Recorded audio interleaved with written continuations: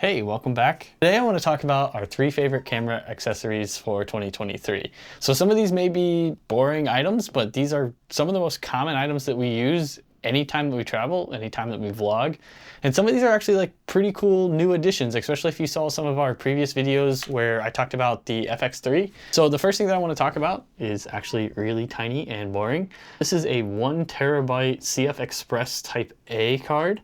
This is from a company called Angelbird. Now, I will be honest, these are very, very hard to get. I pre-ordered this one when it first came out, and I was able to get it a couple months ago, and I absolutely love this card. I would love to buy another one. I've actually been on the waiting list to buy another one for almost 2 months now. So I'm kind of apologizing because like my first item that I picked is actually one item that is most commonly out of stock. So let me talk about some of the reasons I really, really like this item. So first off is the 1TB size. So we actually film most of our stuff in HEVC or H.265, which is like a highly compressed codec. But with 1TB and the highly compressed storage, I can get almost like 20 hours of footage on this in a single card. So if I do end up getting a second one of these, which if you don't know, the FX3 is camera of choice, it's our A cam. And we end up getting about, if I get 2 of these, I can get almost 40 hours of footage in the camera. So that's absolutely great. That means that I don't have to replace cards often. That means that I can transfer footage at the end of the day and then keep the footage on these CFexpress cards until I get home. So yes, so this is our third favorite item, if you want to say, but this is the first item that I started out with. So this is our second favorite item. This is actually something that I've shown previously on this channel, but I wanted to say that it's one of our favorite items. It comes out with us almost every single time. And this is this Recon matte box by Polar Pro. I actually think it's signed by Peter McKinnon. I think that's who's been asking Polar Pro to make these. So, and I want to kind of talk through why it's so important. So first off, there's really 2 components to this, which I think is what makes this so interesting. So first is this little matte box, which I think is really nice for kind of blocking out sunlight. It's really nice for, you know, keeping the glare off of the lens. Now, sometimes you kind of want that flare look. This is kind of like quick attachable, quick detachable, and it just kind of locks in, and then you can kind of rotate this around and then lock it down, which is really nice. I know we're not really like cutting edge here. I know that this has been out for quite a while, but if you are looking for something that kind of actually works as both an ND filter and a matte box, this system is absolutely great, especially for kind of the creator style. But this is probably one of the most simple matte boxes that I've found. It's easy to kind of take on and off. It's not super cheap, but I think it's really worth it. And it kind of all comes in this nice little case. And then it comes down to this little ND filter. Now, there's more and more cameras these days coming with ND filters kind of built into the camera, which is really nice, especially the automatic adjustable ones, the electronic adjustable ones. But with the FX3, it does not come with a ND filter. So we have to add these on the front of the lens, which is absolutely fine with me. I actually don't mind these at all. They're pretty easy to adjust. They have kind of stops on the back. They tell you it's a 3-stop, a 4-stop, 5-stop, and a 6-stop. This is pretty much the perfect range for filming outside. The only time is occasionally I do have to take this off when I go indoors, but it's just kind of a screw filter mount and it's pretty easy to get on and off. It's really nice because there's basically a hard stop at 3 and then there's a hard stop at 6. This does polarize your light. So you have to kind of be okay with that. You also know that is going to kind of affect the colors that are coming out of your camera. But if you're okay with adjusting those in post, it's not too big of a deal. But I have found this is very great. It's an 82mm thread. You can buy little adapters that kind of adapt it down to smaller thread sizes. So this is definitely my second most favorite item, and I think you've seen this in our previous video, which I will link up here. So the last item that I want to talk about is these little fuzzy microphones from Sony. So we've recently got one of their new ones, but I will mention our older one here. I've actually kept it around. It's great, especially if you have 2 Sony camera bodies. These are wonderful for getting digital audio into the camera itself. So this recent, which is their new one, this is the ECM-M1, the ECM-B10. So this is the older version. I think there's a few differences between this, which I think I should really point out that I don't think Sony really does a good job. So this records in 16-bit, 48 kilohertz, which is perfectly fine. The only problem with 16-bit is there's really not much dynamic range that you can fit in there. For most everyday uses of the microphone, it's not too big of a deal. 16-bit, you can fit in almost all human voices talking back and forth, as long as there's not like a significant increase in the audio volume. Comes with a nice little windshield. This is pretty much strictly a shotgun mic. That's probably something that I should talk about. There's really only 3 adjustments on the back. So, you know, you kind of have that omnidirectional, cardioid, and then like super cardioid. These are absolutely great for, you know, general shotgun mic stuff. The audio level being auto, which is absolutely critical for 16-bit audio because there's just not enough dynamic range to bring things back. So you have to be very, very accurate with your levels when you're working with 16-bit audio. Also got noise canceling and low cut for all of those things. I normally leave it off. I like to do some of that stuff in post, but it is good for like run and gun shooting. I'm gonna talk about, I'll call it the big brother of that one. So this is this, you know, new ECM-M1. Man, Sony, come on, better names with your microphones, please. Like, can we just get something that's like a clever name that I can remember instead of some technical term?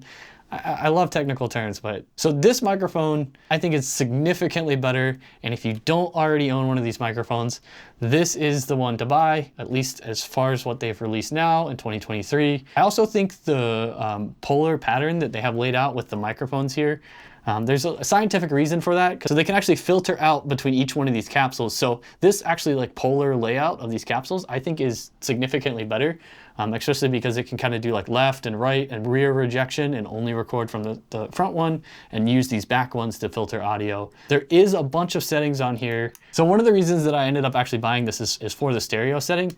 But after I bought it, I realized that there was a significant benefit to all of the layouts that are on here. So let me talk about each one of these and then I'll talk about my experience using these. I've had this for about a month now. For a few notes up front, this does actually record in 24-bit audio if your camera can accept the digital in. Now, digital in only works with Sony cameras. This shoe mount will probably only work with Sony cameras, at least as far as I know. If you have a Sony camera, I think this is a good buy. The other thing I should mention is that this microphone records in 24-bit 48 kilohertz. So sounds like 16 to 24, like what's the big deal? Significantly more dynamic range. That's a big, big benefit with this microphone. I've also seen a pretty significant quality increase just listening to it. That's probably not strictly due to the 24-bit audio, but I think this capsule layout really helps with that. So on the back, there's a few settings here. So let me start with this little narrow field one. Oh, that's the other thing I should mention. There's a little button on the back here that I can lock and unlock, so that means that it can't get bumped. Incredible engineering, very good job, Sony.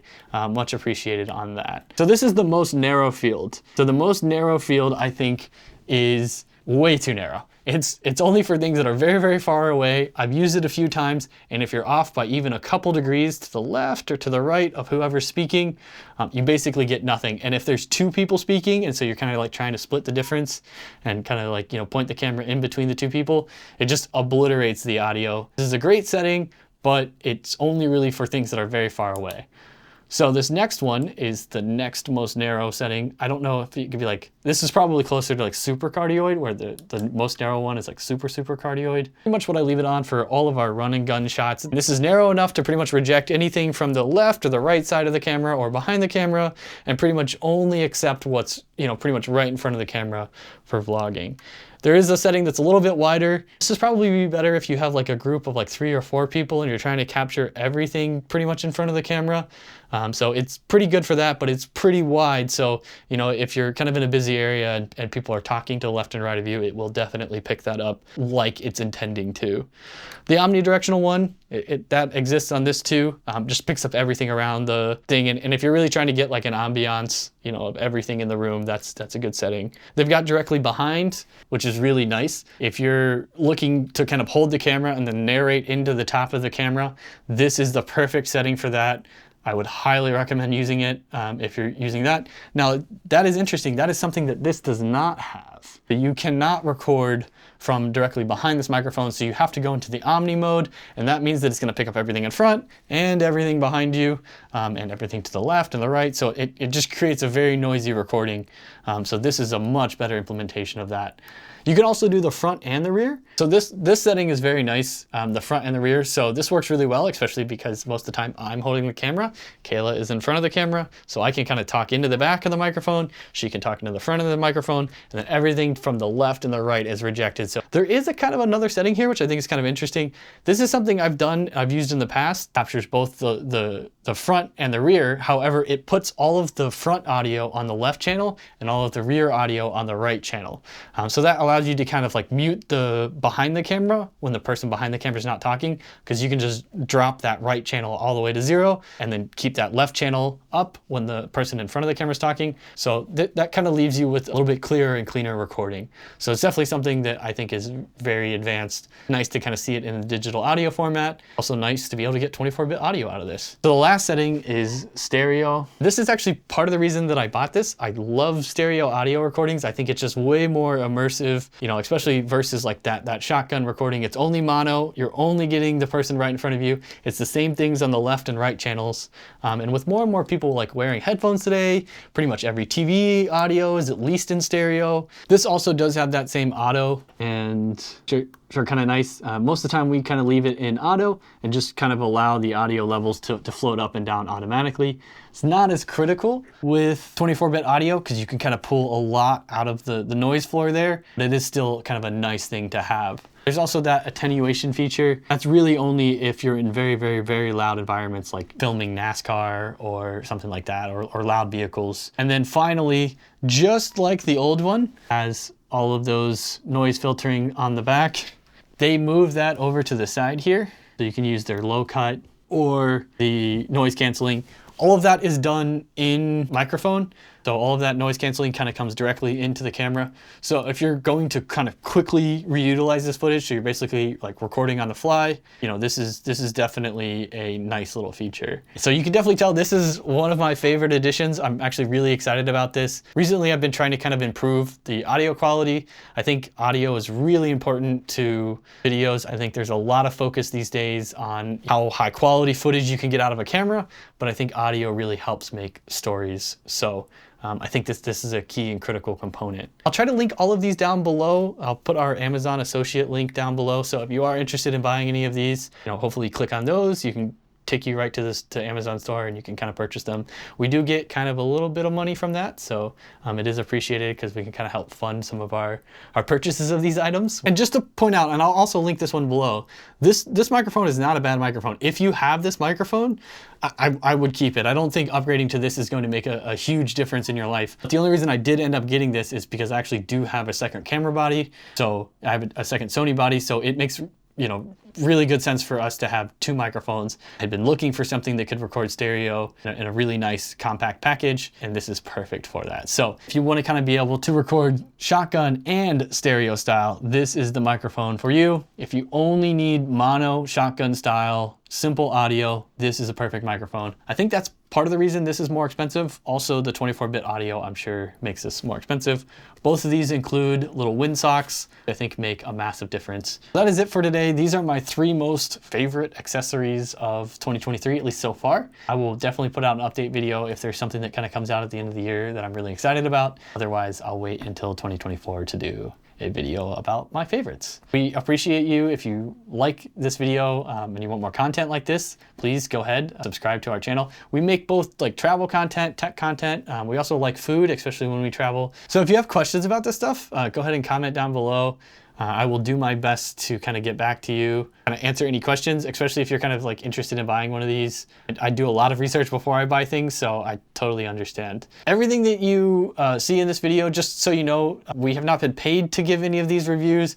We have bought each one of these items with our own money. I just kind of wanted to share this because I feel like I've learned a lot from other YouTubers who do this. So I wanted to kind of share my experience with some of the products that are my favorite of 2023. Thank you for watching this video. All right, and we will see you in the next video.